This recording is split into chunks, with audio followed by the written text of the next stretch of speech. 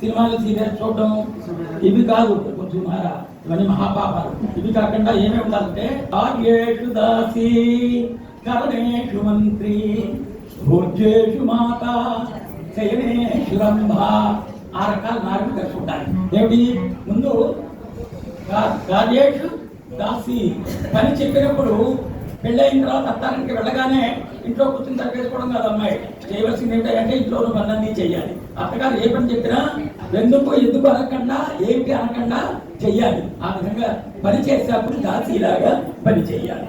తర్వాత కరణేషు మంత్రి, భర్తకి ఏదైనా సలహా చెప్పాలన్నప్పుడు ఆయన ఏదో ఓ 2 లక్షల రూపాయలు ఏరేసి వచ్చాయనుకో, ఆ 2 లక్షలు పట్టుకుని తిరిగోమ్మా 2 లక్షలు వచ్చాయంటే వెరీ గుడ్, ఇంకో 4 లక్షలు అప్పు చేద్దాం, ఇప్పుడు ఖజానాలోకి వెళ్ళి నేను పెద్ద ఆహారం కొనుక్కుంటాను 6 లక్షలు పెట్టి. అది కాదు సలహా అంటే.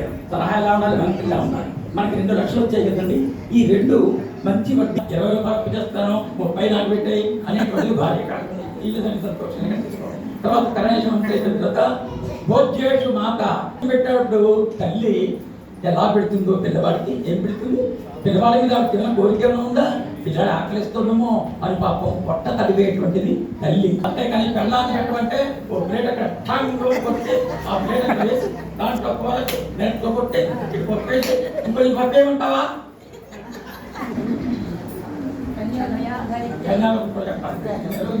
మీరు నలుగురు ఉన్నారు కదా, మీరు అమ్మాయి తప్పాలి కదా, మీరు అవి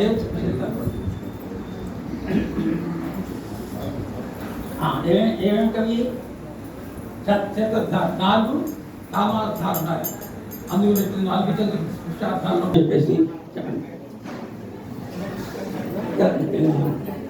ధర్మేచ మీరు చెప్పండి. ధర్మేచ అంటే అర్థే చ కామే చ మోక్షే చ నాతి చరామి నాతి చరితవ్యం.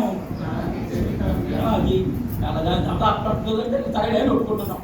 ఇప్పుడు ఆ బాధ్యతలు కొట్టడానికి కుసుమ కుమారి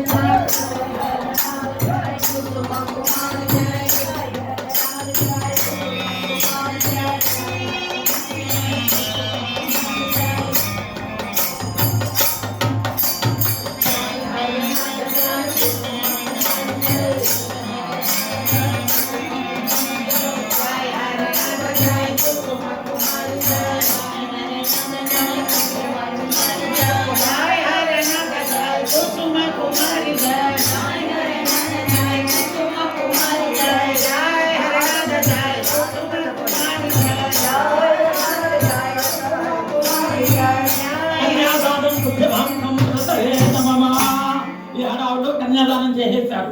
అమ్మాయి చేతిలో పెట్టారు బిడ్డాన్ని, అసలు నీళ్లు పోసారు. ఆ పళ్ళం పడంగా అబ్బాయి యొక్క చేతిలో పెట్టి అసలు నీళ్లు పోసి అందులో ధారణ బదిలిచేసి అతనికి కన్యాదానం అనేటువంటి దాన్ని పూర్తి చేశారు. ఈ కన్యాదానం పూర్తి అయిపోయిన తర్వాత ఇప్పుడు ఉన్నటువంటి సుముహూర్తము